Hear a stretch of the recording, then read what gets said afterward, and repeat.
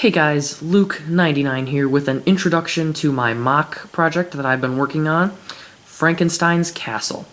So I was working on this project a while back, but then I decided to set it aside and focus on something else.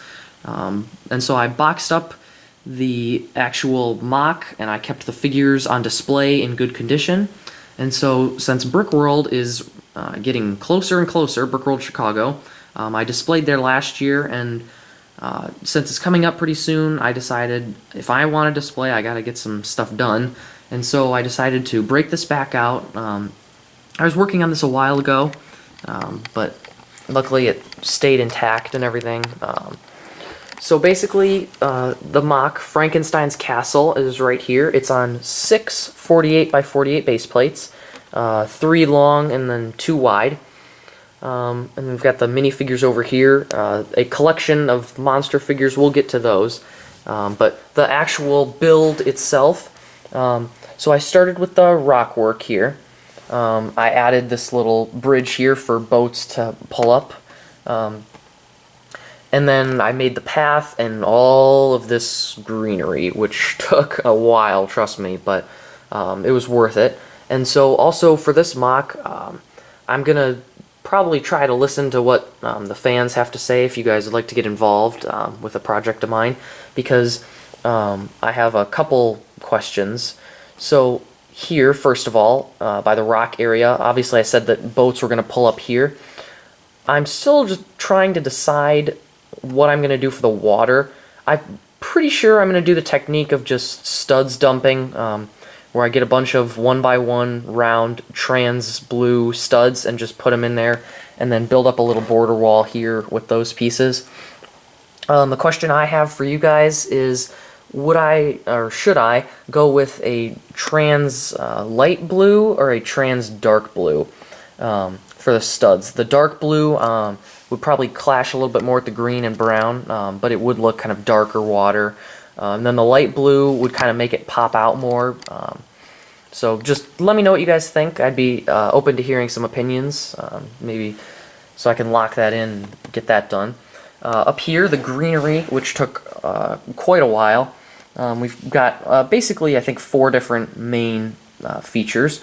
We've got mushrooms, which is a little more expensive a piece, the mushroom radar disc.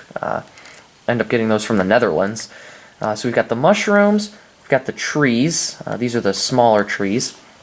We've got the 3-leaf kind of bamboo leaf pieces, and then we've got the 3-pronged flower stems, some of them with flowers and some of them without.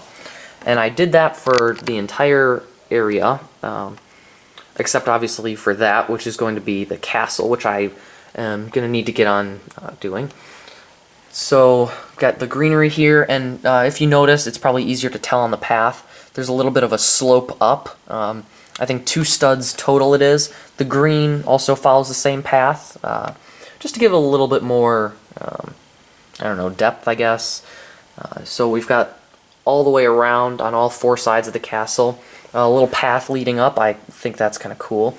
And so the castle is going to be right here. Unintentionally, it worked out to be exactly 64 by 64 studs, which is actually a very, very good number, because obviously LEGO makes 32 by 32 base plates, so I could do 4 of those, or plates that are removable. I have bricks to build up stands so I can hold it up there, so that should be good. Under here, obviously, is a lot of the framing, which I can show you. And as a very valuable lesson I learned from Brickworld last year, when you build stuff, you have to make it transportable. And so this MOC does, let me get the minifigures out of the way, does come apart, every base plate. There's nothing sticking or anything. And I can kind of show you guys what's inside there. Just a bunch of random filler brick I had. Some green brick. And I can show you the back here. Yeah, nothing too exciting, just filler brick holding it up, just the rocks and everything like that. So the castle will be the final step, as well as adding in the minifigures, which probably are my favorite part of the build, although at least one of my favorite parts. So these are the minifigures I've acquired. I kind of went through the Monster Fighters theme, the Studios theme, and the collectible minifigures theme, as well as some like Harry Potter ones back there. And I picked out ones that were my favorite. And so I ordered those a while back. And show you a couple of these. I'm probably not going to go through and name all of them off. I'll just do a kind of a general scan. One of my favorites for sure, the Studios Frankenstein. A little harder to find. Really glad I picked him up, along with the Wolf Guy. 2 Studios figures, and the Mad Scientist, and the Hunchback, excuse me. More than I remember. And the Mummy, jeez. So these are the figures that I'll be using. If you have any ideas also for scenes with these figures, kind of what they should be doing or how they should be interacting with each other, because I'm not looking for this to be like a horror mock in general.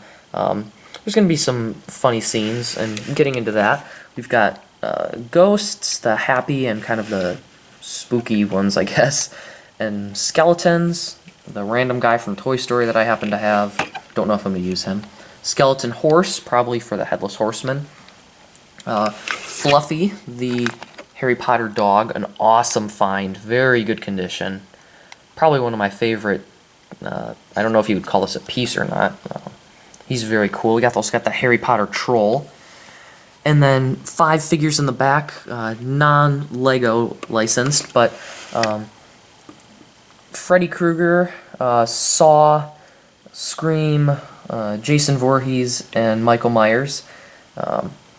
All back there. Those are just some of the most iconic horror villains, I guess.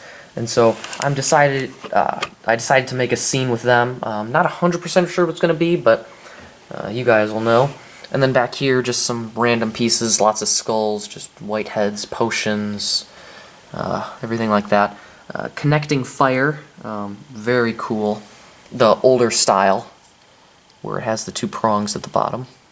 Very useful for that. And so that's probably about it for this update. I will definitely make another update, hopefully a completion video of the Frankenstein's castle mock here. So I think it looks pretty cool. I'll just need to figure out what I'm going to do for the castle. I've got a couple ideas, maybe throw in some motorized elements. We'll have to see. And then just please let me know, since I want to try and encourage some viewer interaction here. What color should I do the water, or if there's a different technique that you guys like or know that's pretty easy, then let me know for that, because I'm open to suggestions. And then any other figures or scenes that you think would be cool. And then suggestions for the castle, just general tips, if you've done stuff like that before, that'd be helpful. And that's probably it. Thank you guys so much for watching. Make sure to check out my city updates and my big figures. And make sure to stay tuned for a completion or an update video on my Frankenstein's Castle project. Thanks for watching. Bye.